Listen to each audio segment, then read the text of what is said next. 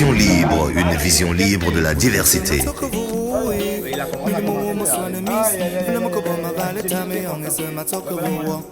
Vision libre est donc une collaboration entre Zam TV, la web TV Zam TV, et Diaspora Chuchote avec Achaïso qui est à la régie. Bonjour Achaïso. Bonjour Zam. Alors merci beaucoup de nous avoir fait confiance pour cette magnifique collaboration qui commence aujourd'hui et qui j'espère va durer. Et merci également à Radio Campus de nous accueillir, n'est-ce pas, dans ses locaux et dans son magnifique studio. Et bonjour François et Cindy. Bonjour monsieur, mon frère et Balais en Martineau. Oui, il dit frère parce qu'en Afrique, de toute façon, tout le monde dit frère, on est tous frères. Mais bon, il ne rigole pas, hein, on a vraiment commencé ensemble. Hein. Ah oui, ça fait longtemps. Je te connais particulièrement. Ah oui, on se connaît mon frère. Alors, je comprends pas très bien, François. Déjà, ton nom, est-ce que c'est Abakouya? Est-ce que c'est François? Est-ce que c'est Essindi? Mon nom est un nom écan. Ça veut dire les écans. Je ne peux pas compter les noms que j'ai. Parce que les noms chez les écans, c'est par rapport à comment les gens te voient. D'accord. Et imagine qu'on fait un voyage, dans chaque village, par rapport à ton comportement, comme tu es dans le village, on va te donner un nom. Et c'est comme ça dans ma vie, j'ai beaucoup de noms. Qui sont Kundi Tobo. Je suis King Kong dans mon village. Les jeunes de mon village jusqu'à aujourd'hui, mes frères de même génération m'appellent King Kong. Je suis Kundi Tobo parce que quand j'étais petit, j'étais un grand chasseur de rats. Donc, un grand chasseur de rats. Oui, je suis François Essindi, je suis Ongondon. Et il faut rappeler qu'on mangeait les rats. Hein. Bien sûr. Les rats palmistes. C'est les rats palmistes, c'est pas les rats. C'est une bonne viande, le rat palmiste. C'est pas les rats urbains. Non. Alors, donc, je suis Abakouya, tribal word, parce que Abakouya pour moi, c'est un cri. Si je prends étymologiquement le mot Abakouya, c'est Abé. Akouya. Parce qu'Abakouya, il faut le dire aussi, c'est une danse. Hein? Une danse qui se fait avec un petit plateau sur la tête, un petit plateau tissé de raffia et qui tourne au mouvement de rotation de la tête des danseuses qui chantent également. Oui. Et ça se danse dans le sud Cameroun. Super, mais en réalité, Abakouya, c'est la mascotte de la danse Ozila qui se danse au sud Cameroun. Parce que c'est Abakouya qu'on appelait, quand la fête chauffe déjà, Abakouya sortait, on faisait sortir Abakouya. Et Abakouya, c'est comme c'est la magie. À l'arrivée d'Abakouya, il traîne toute une forêt, il fait des bonds, des sauts de 6 mètres, 5 mètres. C'est Abakouya. C'était un homme ou une femme? Abakouya, personne ne savait qui était Abakouya. Même si ton père était Abakouya, tu ne pouvais pas le savoir. Alors les autres noms, les autres prénoms? Là, on s'en est arrêté à 4. Hein, je suis Ongondon aussi. Ongondon. Ongondon, c'est le nom que je me suis choisi parce que j'ai choisi de suivre l'Mvet. D'accord. De rechercher l'Mvet. Pas seulement de suivre l'Mvet, de suivre Assomongono est là. On va en parler tout à l'heure, mais continue avec les prénoms. Donc, c'est tout. Il y a Nelson Mandela, quand j'étais à l'école. Il y a beaucoup de noms, quoi. Alors, François, moi, je vais choisir de t'appeler François et Cindy. Tu peux nous parler de ton parcours? Comment tu viens à la musique? Ah, je viens à la musique... je peux juste dire que c'est pas un hasard. C'est pas un hasard. Mais moi-même, personnellement, je ne savais pas que c'est là-bas que je devais finir par être. Donc, j'ai répondu juste aux appels je crois que j'ai répondu à l'appel des ancêtres et je suis devenu musicien.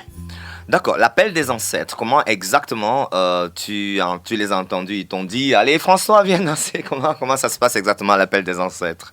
Parce que tu connais bien en Afrique, au Cameroun. Évidemment, c'est pour ça que je pose la question. Quand tu vas à l'école, c'est pour être ministre. Oui. Président de la République. On privilégie l'intellect. Directeur général et tout. Donc on nous met à l'école pour être ça. Mais moi, il est vrai que j'avais des atouts pour être ça. Mais à un moment, j'ai vu que c'était pas ça. Parce que Alors l'appel des ancêtres, il vient comment Il vient que à un moment, j'avais l'impression d'être perdu. Et ce qui m'est arrivé, c'est une voix où travaille. Et je dis, qu'est-ce que je vais travailler? Travaille ta tradition. Et c'est comme ça que je suis parti au village, commençant à récolter les contes traditionnels, là où j'ai grandi, et d'autres que j'avais déjà. Essayer de m'intéresser à ma culture, quoi. Ça veut dire jouer des instruments, apprendre à jouer aux instruments traditionnels de ma culture. Et petit à petit, j'ai eu l'impression que j'étais en train de suivre un chemin. Comment tu te retrouves en train de jouer du djembé? Alors, quelque part, je me retrouve que le djembé était un instrument ouest-africain et que c'est un instrument terrible. Je suis parti en Côte d'Ivoire et j'ai vu et le son du djembé. J'ai eu une idée de le proposer au Cameroun. D'accord. Et je suis arrivé au Cameroun, je suis l'un des premiers à avoir eu un djembé au Cameroun. Je suis arrivé au Cameroun, j'ai joué au djembé et j'ai vu que vraiment les Camerounais aimé cet instrument. Alors je suis parti au village, j'ai vu mon oncle maternel, je lui ai présenté l'instrument. Je suis parti avec un djembé au Cameroun, on l'a détaché ensemble. J'ai vu comment un djembé se fait. Mon oncle m'a fabriqué un djembé, parce que mon oncle est un écan, ça veut dire qu'il travaille avec ses mains. Il m'a fabriqué mon premier djembé. Je suis rentré à Yaoundé, j'ai commencé à monter la peau sur le djembé et j'ai commencé à jouer au djembé. Et finalement, je suis devenu un fabricant de djembé. Donc, je me suis fait un nom avec le djembé et je remercie beaucoup le djembé et je remercie l'Afrique de l'Ouest. Alors, quand j'ai vu que le djembé marchait, le travail que j'avais fait en avance, sans le savoir, j'ai dit, il faut que je prenne un instrument dont je connais les mots. Parce que j'ai joué au djembé sans savoir ce que j'ai joué. Mais j'ai joué pour animer les gens. Alors, je me suis intéressé au tam-tam d'appel, l'onkoul. Que tout petit, au village, j'avais appris avec mes grands-parents à jouer et à parler avec les tam-tam. Ça fait l'onkoul qui, lui, fait partie de l'écan dont on va en parler bientôt. C'est le point qui va suivre. Alors, parce qu'avec l'onkoul, tout ce que je joue, je peux l'expliquer, je peux le traduire. Alors, je prends maintenant le tam-tam d'appel, l'onkoul, pour faire le même trajet, le faire connaître dans le monde entier. C'est pour ça qu'aujourd'hui, en France et partout, j'ai fait des ateliers d'explication et d'initiation au rythme par l'onkoul. C'est avec l'Mvet qu'on raconte l'épopée des peuples écans. On va y revenir. Il faut dire donc que le peuple écan est un peuple d'environ 15 millions d'habitants, il faut le dire, en Afrique, et qui habite principalement dans 7 pays africains, rien que ça. Donc, on a des écans au Cameroun, on a des écans au Congo, Congo-Brazza évidemment, on a des écans au Gabon, on a des écans à Sao Tomé-Principe, on a des écans en Angola et également en République centrafricaine. Après, il y a les îles Sainte-Hélène également. Donc, ce peuple défend le fait qu'ils sont réunis, c'est un peuple de voyageurs, donc ils se sont déplacés à travers l'Afrique. Ça, c'est l'Mvet, c'est ça l'Mvet. 1, 2, 3, 4, 5, 6 cordes, et qui peut également jouer comme un violon, se jouer comme un violon. Ah oui. Alors, avant de revenir sur cet instrument, il faudrait d'abord que tu nous parles un peu des écans. Je ne commencerai pas cette histoire sans raconter ce que, par les écrits et par les histoires, je sais un peu du peuple écan.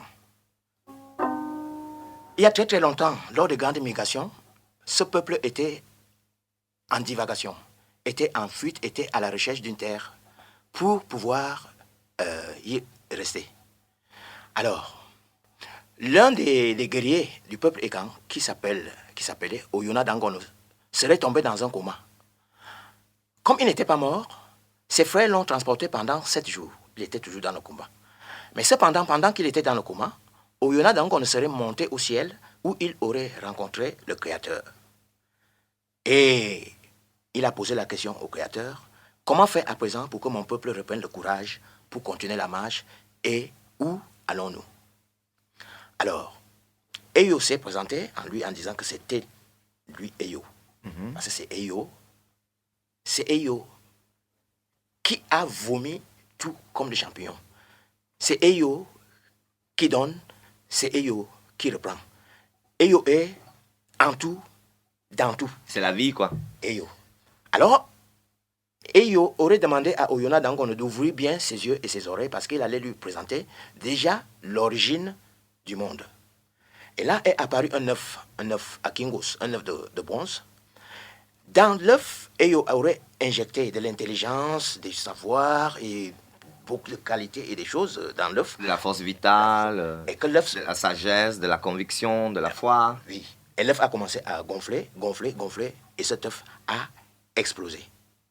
Alors, l'explosion a provoqué, c'était chaud, et l'œuf a explosé, et les débris de cet œuf sont devenus le cosmos. D'accord, en fait c'est un peu la théorie du Big Bang. Vous vous rendez compte que traditionnellement, cette épopée, qui est l'épopée des peuples écans, rappelle étrangement la théorie du Big Bang. Et alors, Eyo lui aurait raconté beaucoup de choses, mais la chose qu'il lui a dit, qui était la principale, elle dit, ok, quand tu rentreras retrouver tes frères, tu fabriqueras un instrument qui va s'appeler l'Mvet. Qui est donc cet instrument que je viens de vous décrire.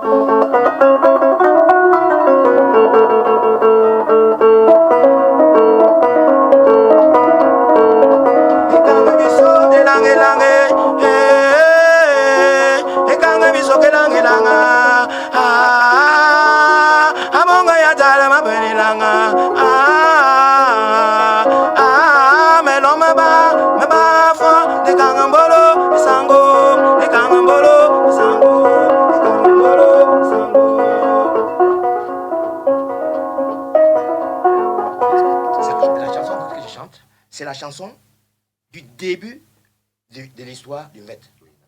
On ne présente plus Manu Dibango. Manu Dibango, c'est vraiment un mythe pour la petite histoire. Il a même été plagié par Michael Jackson. Mamako, mamako, mamako, sa, mamako, mamako, mamako, sa, mamako, mamako. Tout le monde connaît cette histoire de Manu Dibango. Et François Issindi, maintenant, est l'un de ses musiciens avec donc le projet Symphony Safari. Et dans ce projet, il joue l'oncoul. Et l'oncoul est un tronc d'arbre creusé, un peu comme une pirogue, et qui a des tonalités également. Et on va découvrir le oncoul en direct.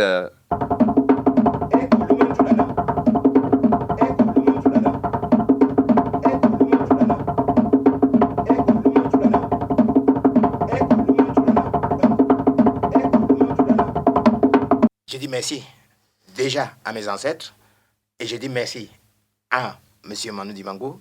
J'ai dit merci à tous les Camerounais. J'ai dit merci à tous mes amis, quoi. J'ai dit merci à la vie. J'ai dit, il faut avoir l'espoir. Toujours avoir l'espoir et toujours travailler. Il faut toujours travailler, être toujours en attente. Parce que le jour qu'on arrête de travailler, c'est le jour-là qu'on a des propositions ou bien des choses qui vont faire en sorte qu'on regrette pourquoi on a arrêté de travailler. Il faut travailler. Moi, j'ai toujours travaillé, j'ai toujours cru que c'est le travail la clé.